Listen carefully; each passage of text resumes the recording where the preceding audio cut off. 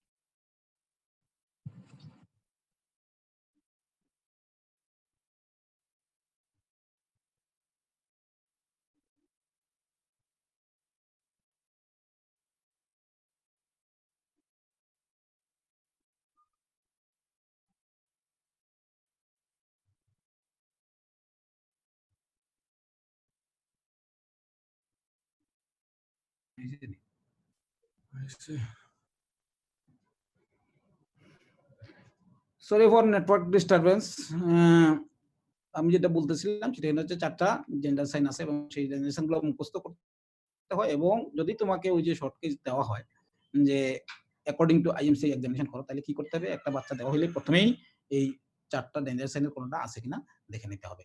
এর মধ্যে একটা হচ্ছে lethargy or unconsciousness, convulsions, not able to drink or breastfeed and vomits everything. যেটা বলি নাই, IMCI কিন্তু 2 ভাগে ভাগ করা। একটা হচ্ছে 0 to 2 months of age, আর একটা হচ্ছে 2 months to 5 years। আমি যেটা পড়াচ্ছি এটা হচ্ছে 2 months to 5 years। তাইলে এই 4টা জেন্ডার সাইনের যে কোনো একটা ডেঞ্জার সাইন যদি থাকে, তাইলে আইএমসি এর কি করা হয় তোমরা নিশ্চয়ই জানো। এখানে মূলত ডিজিজ ডায়াগনোসিস করা হয় না, ক্লাসিফিকেশন করা হয় এবং ওই ক্লাসিফিকেশন অনুযায়ী ম্যানেজমেন্ট করা হয়। তো এইখানে যদি কোনো ডেঞ্জার সাইন অর্থাৎ লেথার্জিক অথবা unconsciousness, convulsions, not able to drink or breastfeed, vomits everything, এর যে কোনো একটা যদি থাকে তাহলে কি করতে হবে? এটা হবে ক্লাসিফিকেশন হবে ভেরি সিভিয়ার ডিজিজ। এবং ভেরি সিভিয়ার ডিজিজের ম্যানেজমেন্ট হচ্ছে ফার্স্ট ডোজ অফ অ্যান্টিবায়োটিক দিয়ে রেফার করা।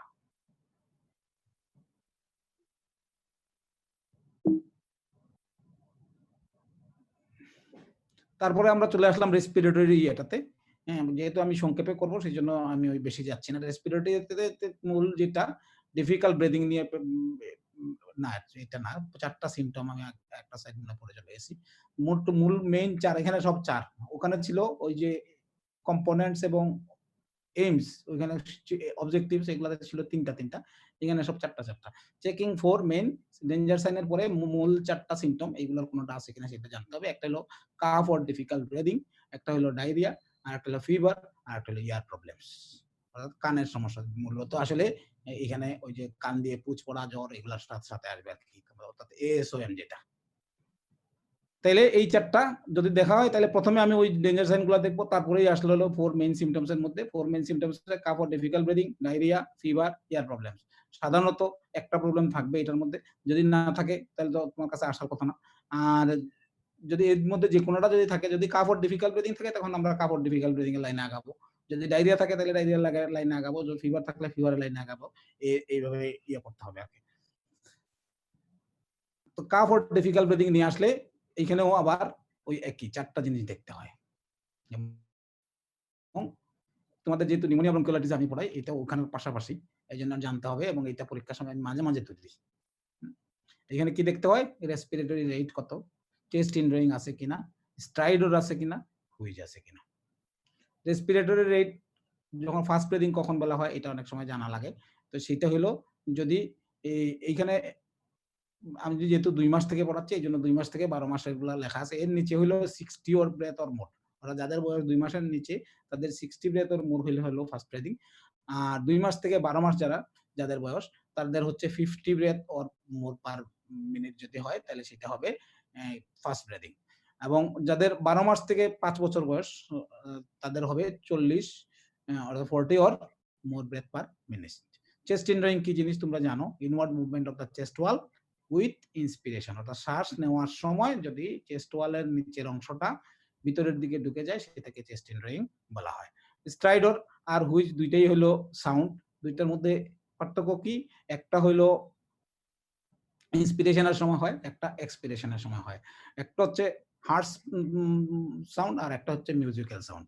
স্ট্রাইডরটা হচ্ছে harsh noise heard during inspiration due to obstruction of the upper airway. আর হুইচ হলো musical sound heard during expiration. এইগুলা তোমরা সবই জানো, জাস্ট মনে করায় দেওয়ার জন্য একটু বললাম। এইখানে ক্লাসিফিকেশন ডিফিকাল্ট ব্রিথিং নিয়ে যদি আসে, অর্থাৎ যদি যেকোনো ডেঞ্জার সাইন থাকে তাহলে সেটার কি ক্লাসিফিকেশন হবে? ভেরি সিভিয়ার ডিজিজ অথবা ভেরি সিভিয়ার ডিজিজ, যদি যেকোনো ডেঞ্জার সাইন থাকে। আর যদি ধরো সিভিয়ার চেস্ট ইনড্রয়িং আছে, স্ট্রাইডর আছে, তবে স্ট্রাইডরের শর্ত হচ্ছে বাচ্চাটা শান্ত অবস্থায় থাকতে হবে। এমনি কান্নাকাটির সময় যদি বা সাউন্ড শোনা যায় সেটাকে স্ট্রাইডর বলা যাবে না। তাইলে সিভিয়ার চেস্ট ইনড্রয়িং অথবা স্ট্রাইডর যেকোনো একটা যদি থাকে তাহলে আমরা এটাকে ডায়াগনোসিস করব সিভিয়ার নিউমোনিয়া হিসাবে। এবং সিভিয়ার নিউমোনিয়া এবং ভেরি সিভিয়ার ডিজিজ একই ক্লাসিফিকেশন। তারপরে আসো যদি ফার্স্ট ব্রিথিং থাকে, এখানে একটা এর ফার্স্ট ব্রিথিং অথবা চেস্ট ইনড্রয়িং অথবা দুইটা একসাথে যদি থাকে তাহলে ক্লাসিফিকেশন হবে নিউমোনিয়া। তাহলে আগের ক্লাসের সাথে এটার বেশ কম কি, ওখানে ছিল সিভিয়ার চেস্ট ইনড্রয়িং, এখানে হলো খালি চেস্ট ইনড্রয়িং। হ্যাঁ, একটু বুঝতে হবে যে কোনটা সিরিয়াস, সিভিয়ার আর কোনটা নরমাল। হ্যাঁ, চেস্ট ইনড্রয়িং চেস্ট ভিতরের দিকে ঢুকে যাই হলো চেস্ট ইনড্রয়িং, সিভিয়ার মানে আরো বেশি ঢুকবে। দেখলে পেশেন্ট দেখলে তারপর বোঝা যাবে। আর no sign of pneumonia or very severe disease, অর্থাৎ এইগুলোর কিছুই নাই, শুধুমাত্র ওই কাফ অর ডিফিকাল্ট ব্রিথিং নিয়ে আসছে, তখন এটার ডায়াগনোসিস হলো no pneumonia, cough and cold. এবং প্রত্যেকটার ম্যানেজমেন্ট কিন্তু এই অনুযায়ী আলাদা। সিভিয়ার নিউমোনিয়া বা ভেরি সিভিয়ার ডিজিজ যদি হয় তাহলে কি করতে হবে? First dose of antibiotic, appropriate antibiotic দিতে হবে। পাররেক্টাল ডায়াজিপাম, যদি কনভালশন থাকে তাহলে দিতে হবে। যদি হাই ফিভার থাকে তাহলে প্যারাসিটামল দিতে হবে। যদি হুইচ থাকে তাহলে সালবিটামল দিতে হবে। আর বলছে treat the child to prevent low blood sugar. হ্যাঁ, অর্থাৎ যাতে ব্লাড সুগার লো হয়ে না যায় সেটার জন্য ট্রিটমেন্ট দিতে হবে। এটা কিন্তু আইএমসিআইটা প্রটোকলটা তৈরি করা হইছে একদম রুট লেভেলে ট্রিটমেন্ট দেওয়ার জন্য। যেখানে ফেসিলিটি খুব কম। এখন যদি আমরা আমাদের রুট লেভেল ধরি তাহলে এটা হলো কমিউনিটি ক্লিনিক গুলাতে দেওয়ার কথা। তো কমিউনিটি ক্লিনিক গুলাতে কিন্তু কোনো ইনজেকশন বা এরকম কিছু দেওয়ার সুবিধা নাই। যদি তুমি ধরো এই গাইডলাইন উপজেলাতে ইয়ে করো তাহলে তুমি এটা যে লো ব্লাড সুগার তুমি স্যালাইন দিয়ে ইয়ে করতে পারবা। তবে সেই ক্ষেত্রে এই যে যেখানে ইনজেকশন দেওয়ার ফেসিলিটি নাই, সেই জায়গায় কিন্তু তুমি যদি এই যে আমরা প্যারাসিটামল দিব এটাও ওরালে দিলাম, সালবিটামল দিলাম সেটাও ওরালে দিলাম, হ্যাঁ? পারাক্টাল ডায়াজিপাম এটাও দিতে পারবে ট্রেন থাকলে। তারপরে লো ব্লাড সুগার প্রিভেন্ট করার জন্য আসলে সেটা কি করতে হবে? হয় ডেক্সট্রোজের পানি খাওয়াইতে হবে, আর নাহলে চিনির পানি খাওয়াইতে হবে। আর এইটার মূল ট্রিটমেন্ট হচ্ছে রেফার আর্জেন্টলি টু হসপিটাল। অর্থাৎ তাইলে মূল কাজ আমরা কি করলাম? মূল কাজ আসলে আমরা একটাই করছি যেটা হলো ফার্স্ট ডোজ অফ অ্যান্টিবায়োটিক দিছি। বাকিগুলো হলো যদি থাকে তাইলে সমস্যা। আর রেফার আর্জেন্টলি। এই ২ টা শব্দ যেন ভুল না হয় আরকি। বাকিগুলা কনভালশন থাকলে ডায়াজিপাম দিবা। এগুলা ব ব মনে করে বললেই হয়। নিউমোনিয়া অর্থাৎ ফার্স্ট ব্রিথিং এবং চেস্ট এন্ড্রয়িং আছে। এখানে কি করব? আমরা ওরাল অ্যান্টিবায়োটিক দিব। অ্যান্টিবায়োটিক সাধারণত অ্যামোক্সিসিলিন দেওয়া হয়। অ্যাপ্রোপ্রিয়েট অ্যান্টিবায়োটিক ট্রাইমোক্সাজোলও দেওয়া যায়, গাইডলাইনে আছে। আইএমসি গাইডলাইনে। হ্যাঁ, একটু কন্ট্রাডিকশন করবা না। কারণ হলো তোমাদের কিন্তু আমি নিউমোনিয়া পড়ানোর সময় যেটা পড়াইছি হলো এটা ওটা নিউমোনিয়াই। হ্যাঁ, এইটা কিন্তু বলা হচ্ছে নিউমোনিয়া কিন্তু এটা নিউমোনিয়া নাও হইতে পারে। হ্যাঁ, আইএমসিআই গাইডলাইন মোটামুটি অনুমান করা যায় যে এটা এই দিকে যাবে কিন্তু সিওর না। হ্যাঁ? যেটাকে নিউমোনিয়া বলে রেফার করতেছো এটা ব্রঙ্কিওলাইটিসও হইতে পারে, হার্ট ফেইলিউর ও হইতে পারে, ওটা নিউমোনিয়া ডিডি যেগুলো আছে সবগুলো হইতে পারে। হ্যাঁ? এইগুলাতে সাধারণত এই যেগুলো সিভিয়ার না অর্থাৎ শুধু নিউমোনিয়া সেগুলাকে ওরালি অ্যান্টিবায়োটিক দেওয়া হয় ৫ দিনের জন্য। তারপরে যদি হুইজ থাকে সেই ক্ষেত্রে গিভ অ্যান ইনহেলড ব্রঙ্কোডাইলেটর অর্থাৎ নেবুলাইজেশন। তারপরে soothe the throat and relieve cough with safe cough remedy. এটা তো তোমরা জানো কিছু, তাই না? যে মধু খাওয়ানো যায়, লেবুর পানি খাওয়ানো যায়, চা খাওয়ানো যায়, তুলসী পাতার রস খাওয়ানো যায় ইত্যাদি। প্যারাসিটামল ফর হাই ফিভার আগের মতোই আছে। কিন্তু আমি তো তাকে 5 ডেজ অ্যান্টিবায়োটিক দিয়ে ছেড়ে দিলাম। ইফ কাফিং more than 2 weeks or having recurrent wheeze refer to assessment for tuberculosis or asthma. অর্থাৎ কাশিটা শুরু হইছিল, আমরা অ্যান্টিবায়োটিক দিছি কিন্তু ২ সপ্তাহেও কমে নাই। হ্যাঁ, তাইলে কি করতে হবে? তাইলে পেশেন্টকে ফার্দার অ্যাসেসমেন্ট এর জন্য রেফার করতে হবে। এবং এই ক্ষেত্রে দ্বিতীয় ২ টা চলে আসছে টিবি এবং asthma. Advice mother when to return immediately. হ্যাঁ? এটা হলো যে কিছু কন্ডিশন আছে যেগুলাতে ওই আমি ৫ দিনের জন্য ওষুধ দিলেও ৫ দিন বসা থাকতে বলব না। সেটা হচ্ছে যদি ওই যে ডেঞ্জার সাইন গুলা যেগুলো আমরা বলছিলাম, সেটার কোনটা যদি ডেভেলপ করে তাহলে সাথে রিটার্ন করতে হবে। আরেকটা হচ্ছে ফলো আপ এর জন্য ৩ দিনের দিন আসবে। যদি নন নিউমোনিয়া হয় if wheezing inhale bronchodilator দিবা। আর বাকি ওই সোথ দ্য থ্রোট আছে, প্যারাসিটামল ফর ফিভার সবই আগের মতো। শুধু ফলো আপ হচ্ছে ৫ দিনের পরে। যদি ইমপ্রুভমেন্ট না হয় তাইলে ৫ দিনের পরে সে আবার আসবে। এটা হচ্ছে non pneumonia cough and cold. আর classification clinical assessment of diarrhoea. আমি কিন্তু এগুলা স্লাইড গুলা সব তোমাদের আগের যেসব লেকচার নিছিলাম ওগুলো থেকে কেটে নিয়ে আসছি। অর্থাৎ কিছু স্লাইড নিয়ে আসছি যতটুকু বলা যায় বলব। হুম? এইটার জন্য।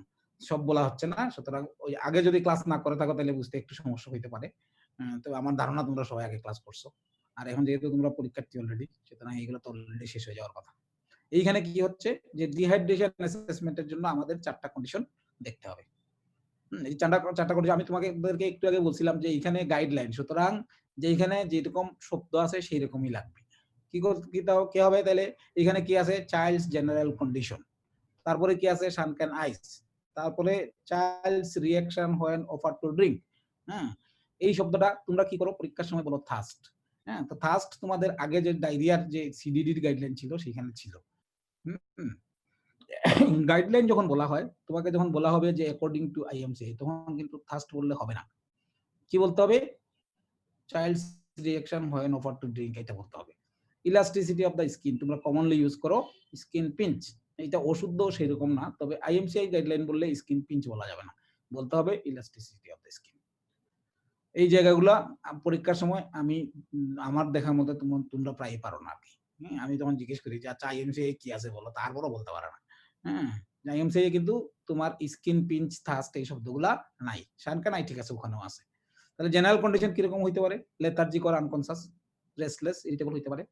শানকে নাই তো আর শানকে নাই, তবে শানকে নাই বোঝার সময় অবশ্যই কি করতে হবে? মাকে আগে জিজ্ঞেস করতে হবে যে বাচ্চার চোখ আগে থেকেই এরকম ভিতরে ছিল না এই ডায়রিয়া হওয়ার পরে ভিতরে ঢুকে গেছে। যদি ডায়রিয়া হওয়ার পরে ভিতরে ঢুকে সেটা শানকে নাই।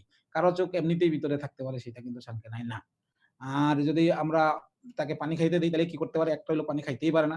আরেকটা হচ্ছে পানি খাওয়ার জন্য খুব আগ্রহী। ড্রিংকিং ইগারলি আর drinks normally. Elasticity of the skin, এটা হচ্ছে আসলে স্কিন পিঞ্চি। Skin pinch goes back very slowly, longer than 2 seconds. হ্যাঁ? সেটা হচ্ছে ভেরি সিভিয়ার, যেটা আমরা একটু পরে ক্লাসিফিকেশনটা বলব। স্লোলি হলো এটা হলো ধরার পরে সাথে যায় না, কিন্তু 2 সেকেন্ডের চেয়ে কম সময় লাগে, অথবা ইমিডিয়েটলি সাথে চলে যায়। এই ৪ টা ইয়ে দিয়ে আমরা ক্লাসিফিকেশন করি হইলো যেকোনো ২ টা বা তার বেশি সাইন যদি থাকে, অর্থাৎ lethargic or unconscious, sunken eyes, not able to drink or drinking poorly, skin pinch goes back slowly, diagnosis হচ্ছে severe dehydration। সবগুলা থাকা লাগবে না, যেকোনো ২ টা থাকলে হবে কমপক্ষে। বেশি থাকলে তার অবশ্যই। এটা হলো severe dehydration। R 2 or more of the following signs: restless, irritable, ওই আগেরটা লেথার্জিক এর আনকনশাস এর জায়গায় রেস্টলেস ইরিটেবল, শানকানাইজ আগের মতোই আছে। ওখানে ছিল নট এবল টু ড্রিংক, এখানে হলো drinks eagerly or thirsty, skin pinch goes back slowly, আগে ছিল ভেরি স্লোলি। ক্লাসিফিকেশন হচ্ছে সাম ডিহাইড্রেশন। আর কোন এইটা এই ক্লাসিফিকেশনে ফেলার মতো যথেষ্ট সিম্পটমস আর সাইন না থাকলে সেটা হচ্ছে নো ডিহাইড্রেশন। এইখানে কিন্তু আগে আমরা নো সাইন অফ ডিহাইড্রেশন বলতাম, সেটা আইএমসি তে নাই। তাইলে কি দাঁড়াইলো? Severe dehydration, some dehydration, no dehydration. No dehydration হইলে খালি ওআরএস দিয়ে আর অ্যাডভাইস দিয়ে বিদায় করে দিতে হয়। সাম ডিহাইড্রেশন হলো বেশিরভাগ ক্ষেত্রে ওআরএস দিয়ে কারেকশন করে, ওআরটি কর্নারে রেখে কারেকশন করে তারপরে ইয়ে করতে হয়, বাড়ি পাঠাইতে হয়। অথবা যদি কারেকশন না হয় তাহলে ভর্তি দিতে হয়। আর সিভিয়ার ডিহাইড্রেশন হলে ভর্তি করে কলেরা স্যালাইন দিতে হয়। আমি যেহেতু ট্রিটমেন্টের স্লাইডগুলো এখন পড়াবো না, সেইজন্য এটা বলে দিলাম এখানে। এরপরে আমরা চলে আসি কমপ্লিমেন্টারি ফিডিং, এটা আরেকটা লেকচার ছিল।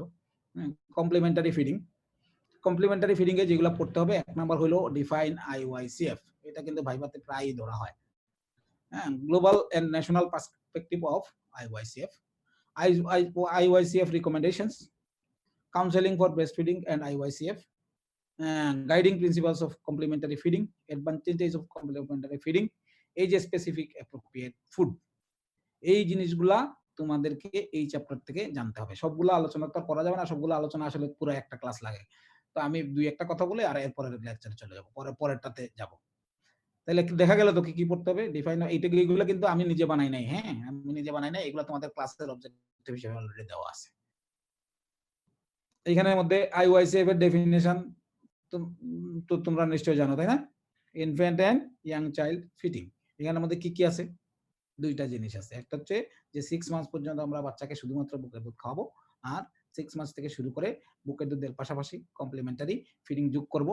আর এইটা চলার কমপ্লিমেন্টারি ফিডিং যোগ করব যখন, তখনও ২ বছর বয়স পর্যন্ত ব্রেস্ট ফিডিং কন্টিনিউ করব। এটা হচ্ছে কম্পোনেন্টস অফ আইওআইসিএফ। এটা আমি স্লাইডে দেখাই নাই। আমি চলে আসছি, আসলে এই ক্লাসটা ছিল কমপ্লিমেন্টারি ফিডিং এর উপর। তো কমপ্লিমেন্টারি ফিডিং কি জিনিস? Refers to introduction of foods in addition to breast milk after children complete 6 months of age. সোজা দিনে যদি আমি হিসাব করি তাহলে এটা হচ্ছে ১৮১ নাম্বার দিন। এটা আমি ১৮১ নাম্বার দিনটাই শুনতে চাই। এইজন্য যে ৬ মাস বলতে আমাদের সিলেট এলাকায় বিশেষ করে, হ্যাঁ? যখন ৫ মাস কমপ্লিট হয়ে ৬ মাসে পড়ে তখন ৬ মাস ওটাকেই ওরা ৬ মাস বলা শুরু করে। সেইজন্য ওই ৬ মাসটাকে গুরুত্ব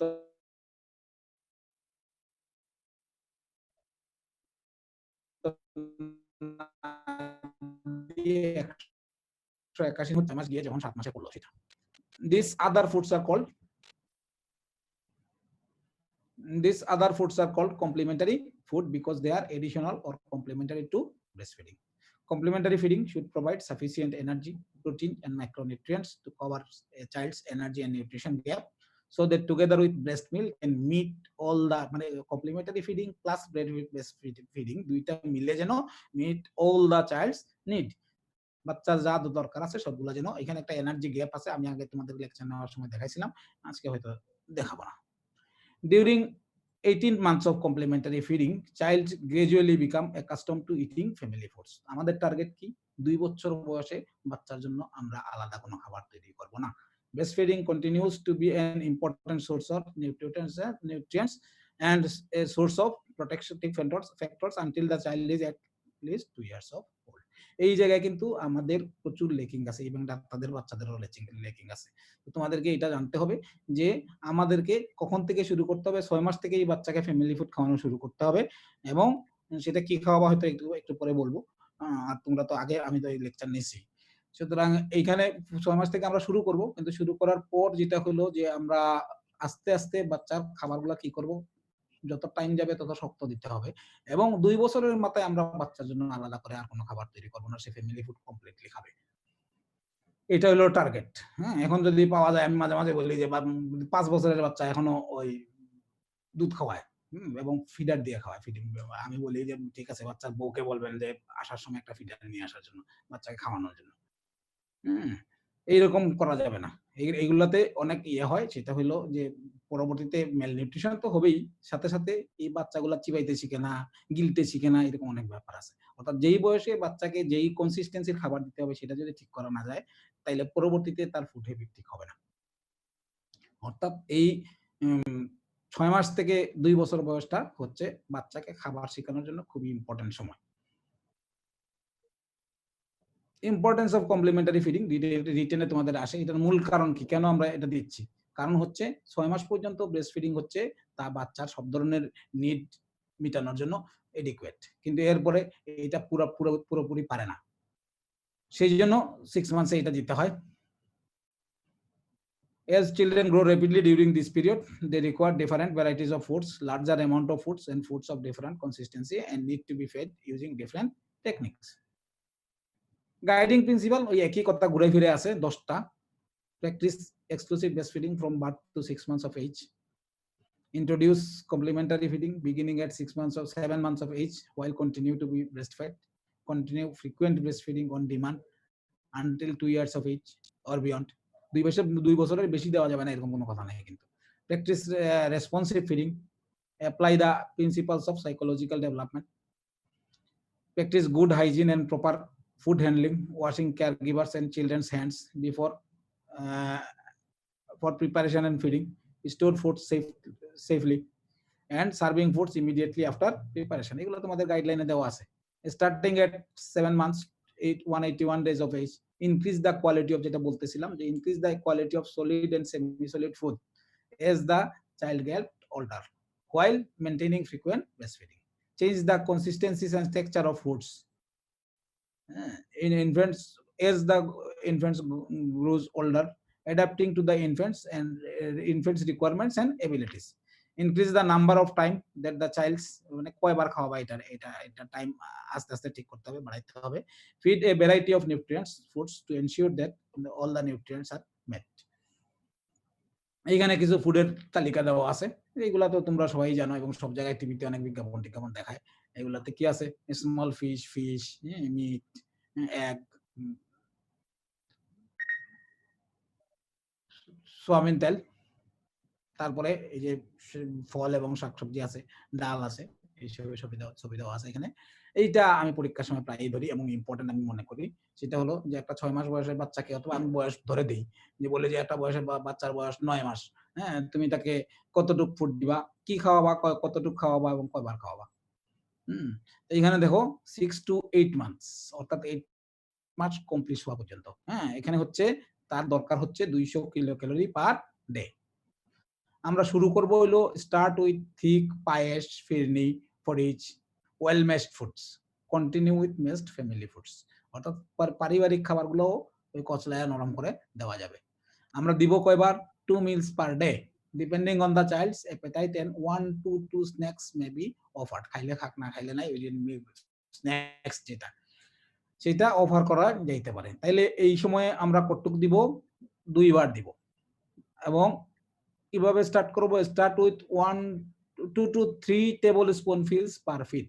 প্রত্যেকবার ২ থেকে ৩ চামচ। আমাদের অনেকেই আশা করে যে বাচ্চা অনেক বেশি খাবে, অনেক বেশি তো খাইতে পারবে না। তাইলে প্রথমে ২ থেকে ৩ চামচ দিব এবং মাত্র ডেইলি ২ বার দিব। তারপরে সেটাকে ইনক্রিজ করে আপ টু, মানে ওই বাচ্চার বয়স বাড়বে, সাথে, সাথে আমরা বাড়াবো ৮ মাস পর্যন্ত। এটা হচ্ছে এই ২৫০ ml এর বাটির অর্ধেক, আধা বাটি। অর্থাৎ এটা শুরু হইলো অল্প থেকে ২ থেকে ৩ চামচ থেকে এবং শেষ হইলো গিয়া ২৫০ ml এর আধা বাটি। হ্যাঁ, এটার জন্য এই যে এইগুলো যেগুলার জন্য সবচেয়ে আইডিয়াল খাবার হলো খিচুড়ি। হ্যাঁ? সেখানে চাল, ডাল, সবজি, সয়াবিন তেল, হ্যাঁ? এগুলো সব থাকবে। তো খিচুড়ি খাওয়াবো অথবা এগুলা দিয়ে স্টার্ট করা যাইতে পারে। ১ম এই বাচ্চা খিচুড়ি দিলে ফেলে দিতে পারে। এইজন্য ওই যে মিষ্টি জাতীয় জিনিসগুলা দিয়ে শুরু করা যাইতে পারে। কিন্তু আল্টিমেটলি পরবর্তীতে খিচুড়িতেই ইয়ে করতে হবে। আর খাওয়াবো ওটা আমি বলেই দিলাম। তো ৮ মাস পর্যন্ত হচ্ছে ২ বেলা। আ আর শুরু করব ২ থেকে ৩ চামচ করে এবং শেষ হবে হইলো আধা বাটি করে ২ বার। যাদের বয়স ৯ মাস থেকে ১১ মাস তাদের লাগে হচ্ছে ৩০০ কিলো ক্যালোরি পার ডে। হ্যাঁ? সেইখানে আমরা দিব হইলো finely chopped or mashed foods or foods that baby can pick up. যেন হাতে ধরতে পারে এরকম দিতে হবে। হ্যাঁ? একটু যেন চিবাইতে পারে এরকম দিতে হবে। হুম? কারণ ওই সময়ই দাঁত ওঠে। যদি ওই সময় ঠিকমতো শুধুমাত্র লিকুইড খাবার খাওয়ানো হয়, তাহলে কিন্তু দাঁত উঠবে না। দাঁত দেরিতে উঠবে। এটা মনে রাখতে হবে। তাইলে তখন আমরা ৩ বার দিব এবং এইখান থেকে 1 to 2 স্ন্যাকস বলছে। আমি সোজা ভাষায় বলি যে আমরা মোট ৫ বেলা খাবার দিব। ৩ বেলা হচ্ছে প্রিন্সিপাল ফুড আর ২ বেলা হচ্ছে নাস্তা। এইখানে এই ক্ষেত্রে হচ্ছে 1 half of a 250 ml বল। অর্থাৎ আধা বাটি করে ৩ বার। আর ১২ থেকে ২৩ মাস অর্থাৎ ২ বছর কমপ্লিট হওয়ার আগ পর্যন্ত সেই ক্ষেত্রে আমরা family foods chopped or mashed if necessary. অর্থাৎ ফ্যামিলি ফুডই দিব। যদি বাচ্চা খাইতে না পারে সেটাকে একটু নরম করে দিব। এইখানে আর খিচুড়ি নাই কিন্তু। হুম? 3 মিলস পার ডে দিতে হবে, ২ টা নাস্তা দিতে হবে এবং এইখানে হচ্ছে ১ বাটি করে ৩ বার। তাইলে ১ম এ ছিল হইলো ২ থেকে ৩ চামচ থেকে শুরু করে আধা বাটি পর্যন্ত ২ বার। তারপরে কি আসলো? ৩ বার আধা বাটি করে। এরপরে হলো ১ বাটি করে ৩ বার। দেখি এর পরেরটাতে যাই। এটা আরেকটা ক্লাস। এটা ছিল ডিপথেরিয়া, পারটুসিস অ্যান্ড টিটেনাস। এইখানে list the common infectious disease of children in Bangladesh. হ্যাঁ, এটা তোমরা অলরেডি এখন যেহেতু তোমরা পরীক্ষার্থী না জানার কথা না। তোমাদের এই যেগুলা ইনফেকশাস ডিজিজ এর উপর তোমাদের যে লেকচার গুলা হয়, হ্যাঁ, এই যে এইখানেই ৩ টা নাম আছে, তাই না? Tetanus, diphtheria, pertussis. আর কি আছে? এইরকম মিজলস, মাম্পস, রুবেলা আছে। হুম? তো এই ধরনের যে কমন ডিজিজ গুলো আছে এগুলোর নাম বলতে হবে। তারপর হচ্ছে clinical presentation, treatment and prevention of tetanus. এটা টিটেনাসের ক্ষেত্রে টিটেনাস রোগী কি নিয়ে প্রেজেন্ট করে, ট্রিটমেন্ট কি দিবা এবং কিভাবে প্রিভেন্ট করা যায় সেটা জানা থাকতে হবে। Clinical presentations of diphtheria. Diphtheria কি নিয়ে প্রেজেন্ট করে? তারপরে DD of white patch in the throat. এই white patch in the throat তোমাদের ইএনটিতে এমনি পড়ানো হয়। কিন্তু এই বাচ্চাদের ক্ষেত্রে এটা খুবই ইম্পোর্টেন্ট। পরীক্ষার সময় এটা ধরা হয়, রিটেনেও আসে। প্লাস হইলো আরো একটা কোয়েশ্চেন আছে ওই যে পরে যেটা, how will you differentiate the membrane of diphtheria and follicular tonsillitis. এই জিনিসগুলা এইখান থেকে এই ক্লাসে জানতে হবে। আরো আছে, পার্টুসিসের বাকি রয়ে গেছে। কমপ্লিকেশনস অফ ডিপথেরিয়া জানা লাগবে, কমপ্লিকেশনস অফ পার্টুসিস জানা লাগবে, prevention of diphtheria and pertussis. অর্থাৎ যেগুলো প্রিভেন্টেবল ডিজিজ সেগুলোর প্রিভেনশন তো জানাই লাগবে। প্রিভেনশনের ওয়ে কি? টিকা দেওয়া, তাই না? এটা সোজা। তাইলে আমরা কি পাইলাম? পাইলাম হলো আমাদের এইখানের ক্ষেত্রে ডিপথেরিয়ার কমপ্লিকেশন জানা লাগবে, পার্টুসিসের কমপ্লিকেশন জানা লাগবে। তো এইখানে চলে আসো কমপ্লিকেশনস অফ পার্টুসিস, একটু উল্টা দিকে শুরু হইছে, হ্যাঁ? যেহেতু পার্টুসিসে কম এজন্য এখানে আরো অনেক কিছু আছে পার্টুসিসের। পার্টুসিসের আরেক নাম কি? হুফিং কফ। হ্যাঁ? তো হুফিং কফের এমনি অনেক আছে, এখন কিন্তু খুব কমনলি পাওয়া যায় না, কমে গেছে এখন। তারপরেও অনেক সময় মাঝে পাওয়া যায় এবং ডিডি হিসাবে তো আমাদেরকে চিন্তা করতেই হবে এটা। তো এখানে কি হইতে পারে? ব্রঙ্কোনিউমোনিয়া হইতে পারে, পালমোনারি কলাপস হইতে পারে, ওটাইটিস মিডিয়া হইতে পারে, পালমোনারি হাইপারটেনশন হইতে পারে, নিউমোথোরাক্স হইতে পারে, সিজার হইতে পারে, এনকেফালোপ্যাথি হইতে পারে, সাবকনজাংটিভাল হিমোরেজ হইতে পারে, হার্নিয়া হইতে পারে। মানে বেশি অনেকক্ষণ কাশতে থাকলে যেগুলো হয় আরকি, শেষের দিকের গুলা। Subconjunctival haemorrhage, hernia, rectal prolapse এগুলো হইতে পারে। তো এই লিস্ট মনে রাখতে হবে। ব্রঙ্কো গেল। আমরা এর পরের স্লাইডে চলে যাই। এইটা আসলে যদিও ওইটার ক্লিনিক্যাল ম্যানিফেস্টেশন হিসেবে আসছে, এইটা আসলে ওই আর না, এটা হলো ডিফথেরিয়ার। হ্যাঁ? ওই আমি স্লাইডগুলো কেটে আনছি তো এইজন্য হয়ে গেছে। হ্যাঁ? তো এইটা হচ্ছে ডিফথেরিয়া। ডিফথেরিয়ার ক্লিনিক্যাল প্রেজেন্টেশন এ কি হয়? সাধারণত ফিভার থাকে ইন অ্যাবাউট 50% কেসেস। হ্যাঁ? সাধারণত কাশি থাকে না। আর কি হয়? ডিফথেরিয়া বিভিন্ন সাইটে হইতে পারে। নোজে হইতে পারে, হ্যাঁ? ফেরিংসে হইতে পারে, লেরিংসে হইতে পারে, হ্যাঁ? ইভেন ভালভ অফ দ্যা ভ্যাজিনাতেও হইতে পারে। তো ওইটা সাইট অনুযায়ী এটার ম্যানিফেস্টেশন হয়। তবে আমাদের জন্য ইম্পোর্টেন্ট হচ্ছে যেটা ফসিয়াল ডিফথেরিয়া, অর্থাৎ যেটা টনসিলার মেমব্রেনের আশেপাশে হয় সেটা এবং লেরিনজিয়াল ডিফথেরিয়া। এইখানে মূলত তোমাদের যেহেতু ওই যে ফলিকুলার টনসিলাইটিস এর সাথে ডিফথেরিয়া আলাদা করতে হয়, সেইজন্য আমি ওই স্লাইডটা রাখছি, বাকিগুলো রাখি নাই। টনসিলার আর ফেরিঞ্জিয়াল ডিফথেরিয়া যেটা, এটাই মেইন ইয়ে। এটাতে কি হয়, সোর থ্রোট থাকে, লো গ্রেড ফিভার থাকে, ডিসফেজিয়া থাকে। Hoarseness of voice in some cases, সবার হয় না। আর বাইলেটারাল অথবা ইউনিল্যাটারাল টনসিলার মেমব্রেন, এটা extension to the uvula, soft palate, posterior pharynx, hypopharynx, larynx পর্যন্ত এক্সটেনশন হইতে পারে। হ্যাঁ, এটা পার্থক্যটা কি তাইলে? ফলিকুলার টনসিলাইটিসে শুধুমাত্র টনসিলের উপর কনফাইন্ড থাকে, আর ডিফথেরিয়াতে টনসিলের উপর থাকে, প্লাস হইলো সাথে আশেপাশে যে স্ট্রাকচার গুলো আছে সেগুলোর উপরও এক্সটেন্ড করতে পারে। মেমব্রেনের কালারটা হচ্ছে greyish white and difficult to remove. When membrane is removed, raw bleeding spots are seen. এইটা হলো পার্থক্য। ওই যে একটা বলছিলাম হলো এক্সটেনশন হয় আলাদা এলাকায়, আর এইটা হচ্ছে ওইখানে কিন্তু হোয়াইট থাকে, হ্যাঁ, গ্রেইশ হোয়াইট না কালারটা। অর্থাৎ ফলিকুলার টনসিলাইটিসে কালার হচ্ছে হোয়াইট, আর ওটা ইজিলি রিমুভ করা যায় এবং রিমুভ করে ফেললে কোনো ব্লিডিং হয় না। আর এটা হচ্ছে গ্রেইশ হোয়াইট, এটা রিমুভ করা যায় না, রিমুভ করলে ব্লিডিং হয়। আর হচ্ছে বুল নেক পাওয়া যেতে পারে due to soft tissue oedema and lymphadenopathy. Complications ডিফথেরিয়ার আমি কিন্তু পুরো সবটা পড়াবো না, আমি আগে বলেই দিছি, তাই না? সুতরাং কমপ্লিকেশনস, এই কমপ্লিকেশন গুলো নিয়েও পেশেন্ট মে প্রেজেন্ট, অর্থাৎ পেশেন্ট ওইগুলা কিছু নিয়েই আসলো না, আসলো হইলো টক্সিক কার্ডিওমায়োপ্যাথি অথবা কার্ডাইটিস নিয়ে, আমরা খুঁজতে গিয়ে পরে ডিফথেরিয়া ডায়াগনোসিস করবো। হ্যাঁ, নিউরোপ্যাথি নিয়ে আসতে পারে, সেই ক্ষেত্রেও আমরা পরবর্তীতে ওই যে ওইভাবে ইয়ে করতে, লেরিঞ্জিয়াল অবস্ট্রাকশন নিয়ে আসতে পারে, অর্থাৎ হাই স্ট্রাইডো শ্বাসকষ্ট নিয়ে আসবে, ব্রঙ্কোনিউমোনিয়া ফিচার নিয়ে আসতে পারে, এবং সেটা ওই তোমার ডিফথেরিয়ার কমপ্লিকেশন হিসেবে হইতে পারে, অ্যাড্রেনাল ফেলিউর হইতে পারে। আর টিটেনাস সম্পর্কে আমি এখানে আর বলতেছি না, টিটেনাসের কিন্তু প্রিভেনশনটা বেশি ইম্পর্টেন্ট। হ্যাঁ, নিওনেটাল টিটেনাস বলে আলাদা একটা শব্দ আছে, ওইটা সম্পর্কে একটু জানতে হবে, বেশি না জানলেও চলবে। তবে টিটেনাসের মূল ইয়েটা হলো, মূল ফোকাসটা হলো যাদের মহিলাদেরকে, বাচ্চাদেরকে তো টিকা দেওয়াই হয়, পেন্টাভ্যালেন্ট ভ্যাকসিন যেখানে দেওয়া হয় সেটার ভিতরে আমাদের টিটেনাস টক্সয়েড দেওয়া আছে, আলাদা করে লাগে না। আর যারা চাইল্ড বিয়ারিং এজের ওমেন, অর্থাৎ 15 টু 45 ইয়ার্স, হ্যাঁ, তাদেরকে আমরা ইমিউনাইজেশন করব, এবং সেই ক্ষেত্রে 5টা ডোজ টিটি দেওয়া হয়। টিটি 1 যখন শুরু হয় তখন দেওয়া হয়। হ্যাঁ, এইটা একটা দিলে কোনো প্রোটেকশন হয় না। তারপরে 1 মাস পর 4 উইকস অর মোর আফটার, কমপক্ষে 4 সপ্তাহ পরে দিতে হবে, বেশি হইলে অসুবিধা নাই। তাহলে কম করে 4 সপ্তাহ পরে যদি আমরা দেই, তাহলে 2টা যদি দেওয়া হয় তাহলে টোটাল তার প্রোটেকশন হচ্ছে 3 বছর। আর এরপরে 6 মাস পরে অথবা তারও বেশি সময় পরে দেওয়া যাইতে পারে। যদি 3টা দেওয়া হয় তাহলে প্রোটেকশন হচ্ছে 5 ইয়ার্স।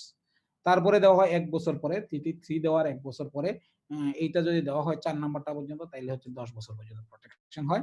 আর টিটি 5 দেওয়া হয় তারও 1 বছর পরে, 4 দেওয়ার 1 বছর পরে। তো সেইটা যদি দেওয়া হয় তাইলে হলো লাইফ লং, পুরা চাইল্ড বিয়ারিং এজটাকে কভার করে। তাইলে এইটা যদি পরীক্ষার সময় ধরা হয় তাইলে এটা বলতে হবে যে ওমেনদের 5টা টিকা দেওয়া হয়, টিটি 1 থেকে টিটি 5, এবং এগুলা কোন ইন্টারভ্যালে দেওয়া হয় এবং কতটুকু প্রোটেকশন দেয় এটাও জানতে হবে। এই ক্লাসটা আমরা এখানেই শেষ করে ফেলি, কারণ নাইলে আগানো যাচ্ছে না। এইটা আমরা তো এইবার শুরুতেই পড়াই ফেলছিলাম যে আমরা কি কি ইয়ে করব। এখন খালি তোমাদের ইয়েগুলা বলে দিচ্ছি, মানে হেডলাইন গুলা বলে দিচ্ছি। Common respiratory, state the common respiratory illness in children. উত্তর নিশ্চয়ই তোমরা জানো, আমি ক্লাস শুরু করি যখন তখন এটা দিয়ে শুরু করছিলাম। Aetiology of childhood pneumonia, group wise বলে দিছি, বয়স অনুযায়ী কোন বয়সে কি হয়। Clinical presentation of pneumonia in children বলা হয়ে গেছে, তাই না? Management of pneumonia, complications of pneumonia. আমি এটার বিস্তারিত যাব না, কারণ এইবার এই অনলাইনে ক্লাস শুরু আমি এটা দিয়ে করছি। তারপরে এখানে ব্রঙ্কিওলাইটিস আছে, case definition of bronchiolitis, aetiology of bronchiolitis, clinical presentation of bronchiolitis, how to differentiate bronchiolitis and bronchopneumonia, management of bronchiolitis and complications of bronchiolitis. এরপরের ক্লাস ছিল কেরোসিন এন্ড ওপিসি পয়জনিং। এখানেও প্রশ্নগুলো আগে বলে দিচ্ছি, সময় মনে হয় খুব বেশি হাতে নাই। List common experience and emergencies of children, describe the principle of management of poisoning. এটা হচ্ছে কমন পয়জনিং। হ্যাঁ, কমন পয়জনিং হইলে কিভাবে, এটা আমি তোমাদের আগে যখন লেকচার নেই তখন আমি অলরেডি দেখাইছি, আজকে দেখাবো না। Clinical presentation, management and complication of kerosene poisoning. আরেকটা হচ্ছে clinical presentation, management and complication of OPC poisoning. তাইলে মূলত হচ্ছে যে পয়জনিং এর এমনি কমন ফিচার যেগুলো এগুলো করতে হবে, আর 2টা পয়জনিং করতে হবে, একটা হচ্ছে কেরোসিন আর একটা হচ্ছে ওপিসি। এইখানে পরীক্ষার সময় যে কমন পয়জনিং ইন চিলড্রেন প্রায় ধরা হয়, তো সবচেয়ে কমন পয়জনিং এর নাম হচ্ছে কেরোসিন পয়জনিং। আর কি হইতে পারে? হাউসহোল্ড প্রোডাক্টস, বাসায় বিভিন্ন যেগুলো bleaching, cosmetics, toiletries, detergent, disinfection যা থাকে এইগুলা খেয়ে ফেলতে পারে। কিছু ড্রাগ আছে যেগুলো খেয়ে ফেলতে পারে, প্যারাসিটামল, ট্রাইসেপাম, যেগুলো কমনলি বাসায় থাকে ওগুলোই বাচ্চারা খেয়ে ফেলতে পারে। আর হচ্ছে অর্গানোফসফরাস কম্পাউন্ড। তাহলে পরীক্ষার সময় এই প্রশ্ন কমনলি ধরা হয় এবং উত্তরটা যেন এরকম সিরিয়ালি হয়: kerosene, household products, drugs, organophosphorus compounds. Kerosene poisoning কি হবে? পেশেন্ট মে বি অ্যাসিম্পটোমেটিক, শুধুমাত্র যদি অল্প পরিমাণে খায় তাহলে কোনো সিমটমই হবে না, অথবা খাওয়ার সাথে সাথে হবে না, পরে হবে। Child may cry excessively because of burning and irritation in the throat. Child may have sensation of choking, nausea or vomiting, and a characteristics order of 10 hours. এই যে পরিবর্তনগুলো কিন্তু দিতে আসছে যে there may be elevated temperature but subsides within 24 to 48 hours.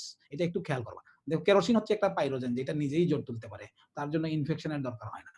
এই জন্য যদি বাচ্চার কেরোসিন পয়জনিং হয় এবং প্রথমেই জ্বর উঠে যায় এবং সেটা যদি 24 থেকে 48 ঘন্টার মধ্যে কমে যায়, তাহলে সেটা কিন্তু ইনফেকশন না। সেই ক্ষেত্রে অ্যান্টিবায়োটিকের দেওয়া দরকার নাই। If temperature rises after 48 hours, it indicates infection and antibiotic is needed. এটা আমি মাঝে মাঝে পরীক্ষার সময় করি। লাস্ট যেবার আমি পরীক্ষা নিলাম সেবার আমি এটা করছিলাম। তো দেখা গেছে কি পুরা একটা মনে করে একদিনে, যাদের প্রত্যেকদিন তো একই কোশ্চেন থাকে না, কোশ্চেন বদলানো হয়, যেদিন ওইটা দিছি ওই দিন 14 জন মনে হয় পরীক্ষা দিছে, 14 জনের মধ্যে শুধুমাত্র একজন আমার এই প্রশ্নের উত্তর দিতে পারছে। তো এইটা জানাটা দরকারি, এই জন্য যে ওয়ার্ডে আসার পরেই কেরোসিন পয়জনিং আসলে একটা বড় অ্যান্টিবায়োটিক লাগাই দিলা, এটা হলো কমন প্র্যাকটিস। তো এটা আমরা চাই না তোমরা করো। Most common manifestation is respiratory symptom and may present within 30 minutes. Progression occurs over first 24 hours and subsides between 2 days. Pulmonary symptoms are varying degree of cyanosis, tachycardia, tachypnea, nasal flaring, chest hindering, etc. Features of bronchospasm, consolidation, and crackles may be present. Rarely the child may have nausea, vomiting, abdominal pain, and diarrhea. Encephalopathy develop করতে পারে। আমি আমার জীবনে মাত্র মনে হয় একটা দেখছি এবং সেটা মারা গেছিল। আর রেয়ারলি এই বাচ্চাদের যারা কেরোসিন করে তাদের মায়োকার্ডাইটিস হতে পারে। ট্রিটমেন্ট কি? ট্রিটমেন্ট হচ্ছে লার্জলি সাপোর্টিভ, এখানে তেমন কিছু করার নাই। Care of airway, breathing and sensorium, IV infusion of maintaining circulation and nutritional support, oxygen inhalation if there is tachycardia and respiratory distress, observation for at least 24 hours. এটা খুব important. এটা খুব important, observation for at least 24 hours, কারণ হচ্ছে ওই সময়গুলো complication develop করে। অর্থাৎ পেশেন্টকে যদি কোনো পেশেন্ট ভর্তি হইলো, সাথে সাথে অনেক সময় ওই যে সিমটম থাকে না, তো চলে যেতে চায়, তো চলে যেতে দেওয়া যাবে না, কম করে 24 ঘন্টা রেখে তারপর দিতে হবে। At least 24 hours to note respiratory or CNS complications. Antibiotics may be used when there are signs of secondary pneumonia. তাহলে এমনিতে কেরোসিন পয়জনিং এ অ্যান্টিবায়োটিকের কোনো রোল নাই, যদি সেকেন্ডারি নিউমোনিয়া ডেভেলপ করে তাহলে আমরা দিব। আর একটা জিনিস এটা পরীক্ষার সময় অনেকেই জানতে চায়, সেটা হচ্ছে গ্যাস্ট্রিক লিভেজ দিবা কিনা। কমন পয়জনিং গুলোতে গ্যাস্ট্রিক লিভেজ দেওয়া হয়, কিন্তু কেরোসিন পয়জনিং এ গ্যাস্ট্রিক লিভেজ দেওয়া হয় না, কারণ কেরোসিন নিজেই হচ্ছে ভোলাটাইল প্রোডাক্ট। কি হইতে পারে কেরোসিন যদি আমরা পারে, এই জন্য এই ভোলাটাইল পয়জন যে কয়টাই আছে কমন করতে কেরোসিন, সেগুলাতে গ্যাস্ট্রিক লিভেজ দেওয়া হয় না। কমপ্লিকেশনস অলরেডি বলা হয়ে গেছে। ইমিডিয়েট কমপ্লিকেশন হচ্ছে pneumothorax, subcutaneous emphysema, pneumatocele, encephalopathy. Long term কি হইতে পারে? Persistent cough or frequent respiratory infection, increased risk of developing chronic lung disease. এরপরে ওপিসি ক্লিনিক্যাল ম্যানিফেস্টেশন কি পাওয়া যায়? টাইম শেষ প্রায়। Smell of OPC are usually found. Clinical features appear within hours of exposure. 1 ঘন্টার মধ্যেই কিছু ক্লিনিক্যাল ফিচার চলে আসছে। এই ধরো এখানে কতগুলো আলাদা ইফেক্ট আছে, একটা হচ্ছে মাসকারিনিক ইফেক্ট, একটা হচ্ছে নিকোটিনিক ইফেক্ট, একটা হচ্ছে সেন্ট্রাল ইফেক্টস। তো মাসকারিনিক ইফেক্টসে কি হয়? Nausea, vomiting, abdominal cramps, diarrhoea, bronchospasm, pulmonary oedema হইতে পারে, ব্রেডিকার্ডিয়া, হাইপোটেনশন হইতে পারে, ইনক্রিজড ফ্রিকোয়েন্সি হইতে পারে, ইনকন্টিনেন্স হইতে পারে, ইউরিনারি। তারপরে হচ্ছে পিউপিলে ব্লারিং অফ ভিশন মিওসিস, এটা তো খুব ইম্পর্টেন্ট, এটা দিয়েই আসলে অর্গানোফসফরাসের ডোজ ঠিক করা হয়। আদার্স হচ্ছে increase sweating, salivation and lacrimation. Sweating বেশি হয়, স্যালাইভেশন বেশি হয়, ল্যাক্রিমেশন বেশি হয়। নিকোটিনিক ইফেক্ট হচ্ছে স্কেলেটাল মাসল যেটা হয়, muscle twitching, muscle cramp, fasciculations, weakness including respiratory muscles. আর সিম্প্যাথেটিক গ্যাংলিয়নে যদি এফেক্ট হয় তাহলে প্যালর, ট্যাকিকার্ডিয়া, হাইপারটেনশন হতে পারে। তাহলে আমরা ওখানে হাইপারটেনশন বলছি, ওখানে ব্র্যাডিকার্ডিয়া বলছি, এখানে এসে আবার ট্যাকিকার্ডিয়া হতে পারে। দুইটাই এই তোমার অর্গানোফসফরাস কম্পাউন্ডের ক্ষেত্রে হইতে পারে। ট্রিটমেন্ট কি? ইমিডিয়েট হসপিটালাইজেশন করতে হবে। Counselling the parents about the nature and fate of OPC poisoning, removal of contaminated clothes and washing the body thoroughly, gastric cleavage if patients arrive within 30 minutes of ingestion. Quick assessment of vital signs, pulse, BP, capillary refilling time, pupils, etc. Clearing the airway and supporting breathing, keep the patient in lateral position. তারপরে কি করতে হবে? Put an IV line to maintain circulation for nutritional support and administration of drugs. আসার সাথে সাথে এটা IV cannula লাগায় নিতে হবে। অক্সিজেন ইনহেলেশন দিতে হবে 1 to 2 লিটার পার মিনিট। মূল ড্রাগ হচ্ছে atropine. Atropine started in a dosage of 0.05 milligram per kg IV and repeated every 10 to 15 minutes to a maximum of 2 to 5 milligram till the pupils are widely dilated. এটাকে বলে ফুল অ্যাট্রোপিনাইজেশন। পরীক্ষার সময় অনেক সময় ধরে যে কেমনে কখন বন্ধ করব অ্যাট্রোপিন দেওয়া। দেন বন্ধ করব না, তখন কি করব? দেন the dose is gradually reduced, মানে টেপার করব and maintain for at least 2 to 3 days based on the size of the pupils. আরেকটা অ্যান্টিডোট পাওয়া যায় প্রেলিডক্সিন, এটা দেওয়া হয়। Pralidoxime should be given in a dose of, dose লাগবে না তোমাদের, প্রেলিডক্সিন দেওয়া যায়, বাজারে পাওয়া যায়। আর এই ক্ষেত্রে অ্যান্টিবায়োটিক লাগতে পারে, maybe needed to prevent pneumonia and other infection. অর্থাৎ অর্গানোফসফরাস পয়জনিং নিয়ে আসলে আমরা প্রথমে একটা অ্যান্টিবায়োটিক দিয়ে দিব।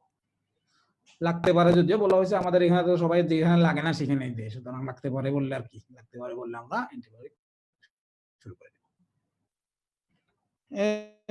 সময় শেষ, এটা সম্পর্কে আর বিস্তারিত বলা যাবে না।